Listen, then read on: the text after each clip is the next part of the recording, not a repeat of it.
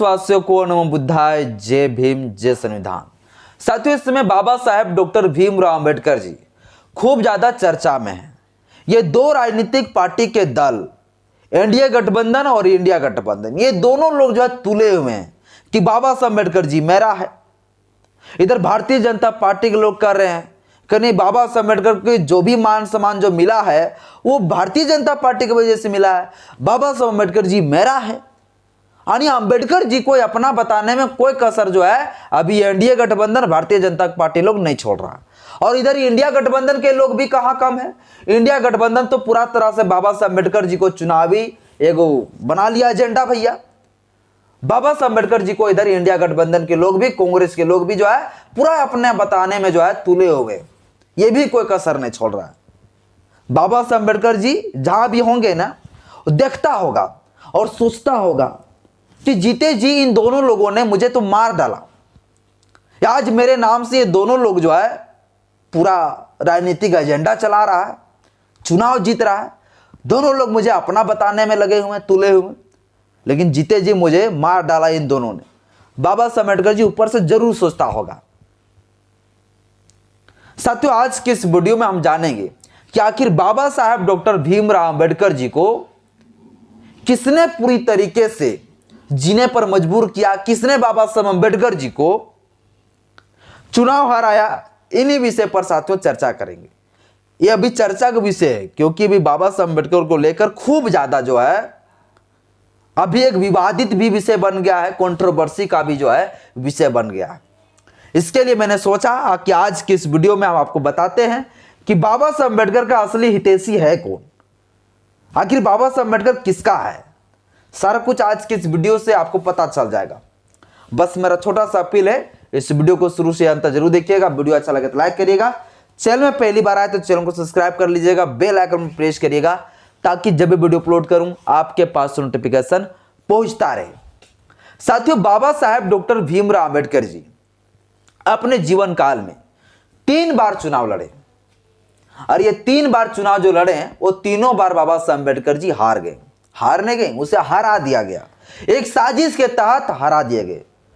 जो पूरा दुनिया का विद्वान, दुनिया का सबसे ज्यादा ज्ञानदाता, वैसे व्यक्ति कभी हार नहीं सकता है, उसको हरा दिया गया। किनके द्वारा हराया गया ये भी सारे कुछ अभी आप बताएंगे आपको। साथियों, बाबा साहेब डॉक्टर भीमराव अंबेडकर जी सबसे पहली बार जो चुनाव लड़ा, वो सबसे पहली बार जो चुनाव लड़ा साथियों, वो लड़ा बॉम्बे प्रेसिडेंसी विधानसभा का साथियों चुनाव लड़ा। बॉम्बे प्रेसिडेंसी विधानसभा का चुनाव लड़ा बाबा साहब अम्बेडकर जी। और ये जो साथियों जो चुनाव लड़ा, ये चुनाव 1937 में लड़ा बाबा साहब अम्बेडकर जी। बॉम्बे प्रेसिडेंसी विधानसभा चुनाव लड़े बाबा साहब अम्बेडकर जी और ये चुनाव 1937 में लड़े। लेकिन बाबा साहब अम्बेडकर जी को यह चुनाव में हार मिला क्योंकि बाबा साहब अम्बेडकर जी के विपक्ष में, बाबा साहब अम्बेडकर के विरोध में जिस सदस्य को उतारा गया था वो कांग्रेस पार्टी से था।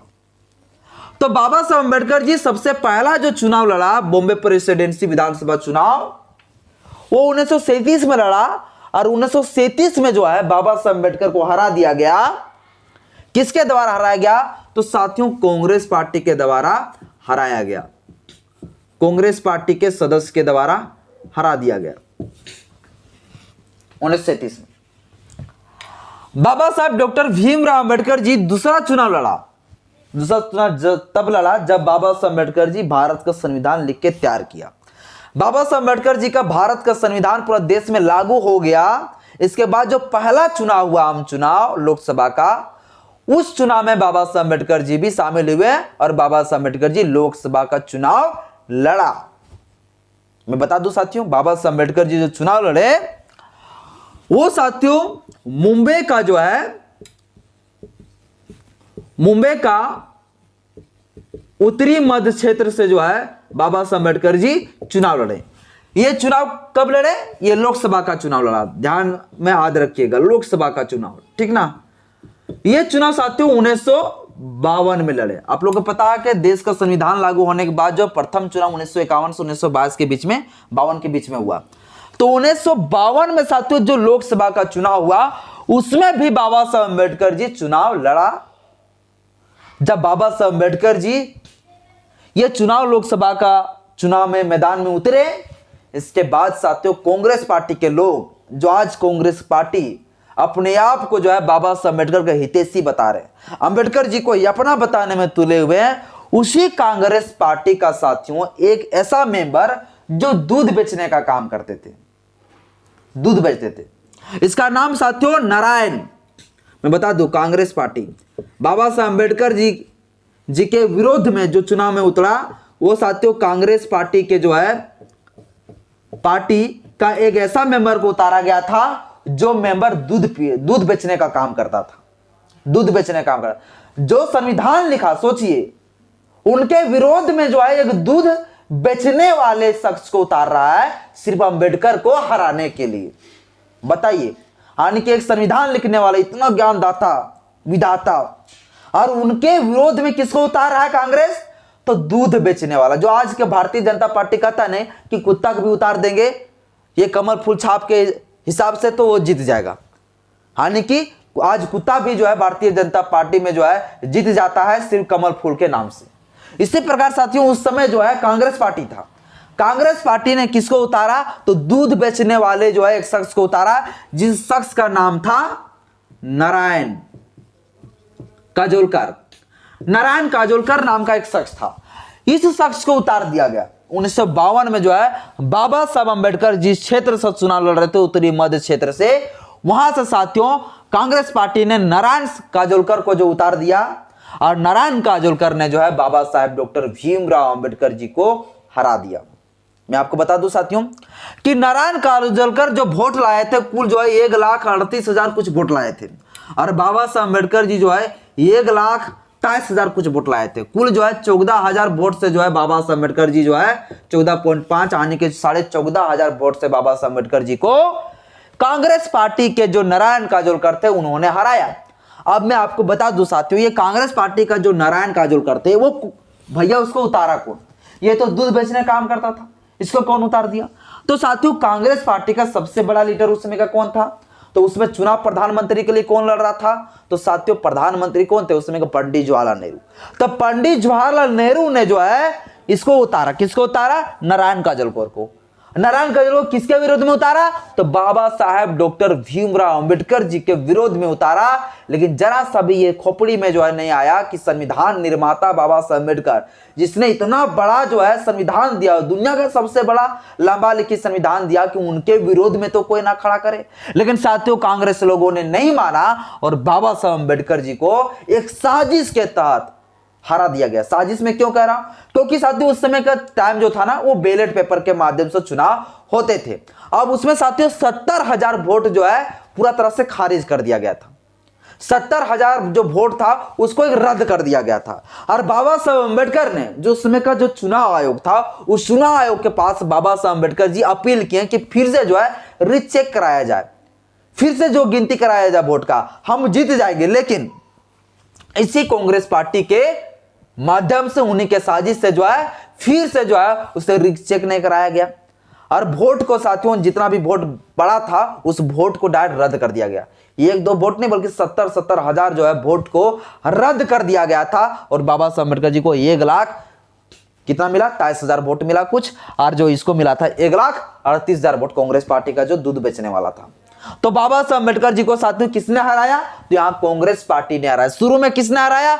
यहां भी कांग्रेसी ने हराया, यहां भी कांग्रेस ने हराया। दोनों जगह पर बाबा साहब अम्बेडकर को किसने हराया? तो कांग्रेस ने ही उतारा, कांग्रेस ने ही हराया। 70,000 वोट को रद्द कर दिया गया। अगर वो वोट ना रद्द किए होते तो बाबा साहब अम्बेडकर जी जीत गए होते, लेकिन ये जानबूझकर जो है ऐसा नहीं किया गया। अब साथियों मैं आपको बता दूं आगे बाबा साहब अम्बेडकर जी फिर चुनाव लड़ा। कब लड़ा? तो उसी मुंबई का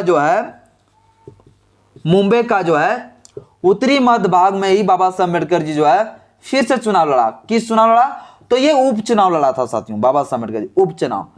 और जब ये उपचुनाव लड़ा 1954 में, तो 1954 में बाबा साहब अम्बेडकर जी ये चुनाव लड़ा, तो उसमें भी कांग्रेस के लोग जो है उतर गया। पंडित जवाहरलाल नेहरू जो है कांग्रेस के उम्मीदवार को उतार दिया और फिर बाबा साहब अम्बेडकर जी को हरा दिया। यानी बाबा साहब अम्बेडकर जी इतना विद्वान होते हुए भी जो है बाबा साहब अम्बेडकर जी को बार बार हराता गया और बाबा साहब अम्बेडकर जी बार बार बोलता गया कि मेरे साथ साजिश किया जा रहा है। लेकिन कांग्रेस के लोगों ने इस चीज को नहीं सुना और बाबा साहब अम्बेडकर को घोर अपमान किया। जो आज का कांग्रेस पार्टी कहता है कि हम जो बाबा साहब अम्बेडकर को बहुत ही मान सम्मान देते हैं, बाबा साहब अम्बेडकर जी मेरा है, या अपना बताने में जो तुले हुए हैं, तो वही कांग्रेस पार्टी है साथियों। जो कांग्रेस पार्टी जो है पूरा तरह से बाबा साहब अम्बेडकर जी को अपमान किया, बाबा साहब अम्बेडकर जी को हराने का काम किया। और यही कांग्रेस पार्टी है जो बाबा साहब अम्बेडकर जी को भारत रत्न भी नहीं दिया। विश्व रत्न तो छोड़िए, भारत रत्न भी बाबा साहब अम्बेडकर जी को नहीं दिया। जीते जी बाबा साहब अम्बेडकर को मार डाला। अब मैं आपको बताता हूं कि अगर कांग्रेस पूरा बुरा है, कांग्रेस ने बाबा साहब अम्बेडकर साथ घोर अपमान किया, तो फिर भारतीय जनता पार्टी ने क्या किया? तो भारतीय जनता पार्टी ने भी घोर अन्याय किया, घोर अत्याचार किया बाबा साहब अम्बेडकर साथ। मैं आपको बता दूं, उस समय का जो आरएसएस, उस समय का जो हिंदू महासभा था, वही हिंदू महासभा, वही आरएसएस आज के समय में भारतीय जनता पार्टी है। अब साथियों, बाबा साहब डॉक्टर भीमराव अंबेडकर जी देश के महिलाओं के लिए चाहे वो संपत्ति का अधिकार हो, चाहे विवाह से संबंधित हो, तलाक से संबंधित हो, चाहे गुजारा भत्ता से संबंधित हो, चाहे गोद लेने से संबंधित हो, इन सभी हक अधिकारों को दिलाने के लिए बाबा साहब अम्बेडकर ने जब हिंदू कोड बिल तैयार किया, और जब हिंदू कोड बिल बाबा साहब अम्बेडकर जी पेश किए संविधान सभा में, राज्यसभा में, साथियों उस समय का आपको जानकारी के लिए बता दूं, संविधान सभा, राज्यसभा, लोकसभा सब एक ही था। कभी कभी वो संविधान सभा बन जाते थे, तो कभी कभी लोकसभा बन जाते थे, तो कभी राज्यसभा बन जाते थे, अलग अलग नहीं था। तो साथियों उस समय का जो सभा था, उस सभा में बाबा साहब अम्बेडकर जी जो है हिंदू कोड बिल को पेश किया। पेश क्यों किया? पास कराने के लिए, ताकि ये पास जब हो जाएंगे तब क्या होगा, देश की जो महिलाएं हैं, जो इससे हिंदू महिलाओं को जो है पूरा तरह से शोषण अत्याचार जो करते हैं, ये हिंदू धार्मिक ग्रंथों के तहत किया जाता है, मनवादी लोग करते हैं। हिंदू धर्म की जो महिलाएं हैं उनको हक अधिकार से जो वंचित करके रखा गया है, ताकि उन लोगों को हक अधिकार मिल सके। इसलिए बाबा साहब अम्बेडकर जी ये हिंदू कोड बिल को पास कराना चाहते थे। लेकिन उस समय का साथियों हिंदू महासभा, उस समय का जो है आरएसएस, ये सारे लोगों ने जो है बाबा साहब डॉक्टर भीमराव अंबेडकर जी का ये हिंदू कोड बिल का खूब विरोध किया। और इसमें खूब विरोध करने वाले में से डॉक्टर राजेंद्र प्रसाद भी थे। मैं आपको बता दूं, जो संविधान सभा का अध्यक्ष था, वो भी जो है इस बिल का जो है खूब विरोध किया और ये बिल को पास होने नहीं दिया। तो कहीं जो है ना कांग्रेस बढ़िया है, ना ही ये भारतीय जनता पार्टी के लोग हैं, क्योंकि इन्हीं के लोग जो है इस बिल का पूरा तरह से बहिष्कार किया और बाबा साहब डॉक्टर भीमराव अंबेडकर जी को जीते जी सब यात्रा निकाला गया। भैया बताइए कि बाबा साहब अंबेडकर जी जिंदा है, फिर भी बाबा साहब अंबेडकर जी का सब यात्रा निकाला गया। ये भारतीय जनता पार्टी का जो आज लोग कहते हैं ना, इन्हीं के वो लोग थे जब बाबा साहब अंबेडकर के लिए सब यात्रा निकाले थे, जीते जी। ये भारतीय जनता पार्टी के लोग था। और यही भारतीय जनता पार्टी के लोग जो है हिंदू कोड बिल का खूब विरोध किया। हिंदू कोड बिल के वजह से जो है बाबा साहब अम्बेडकर को काफी गालियां सुनना पड़ा। बाबा साहब अम्बेडकर का मुर्दाबाद का नारा लगाया गया, सड़कों पर बाबा साहब अम्बेडकर का पूरा पुतला जलाया गया। जीते जी बाबा साहब अम्बेडकर को इन लोगों ने मार डाला।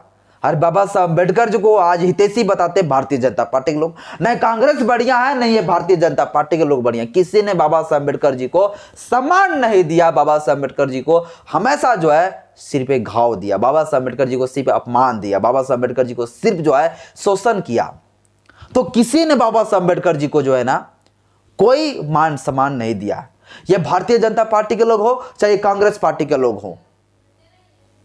साथियों आज की इस वीडियो में जो है आपको हम क्लियर कर दिए कि कोई ढंग नहीं।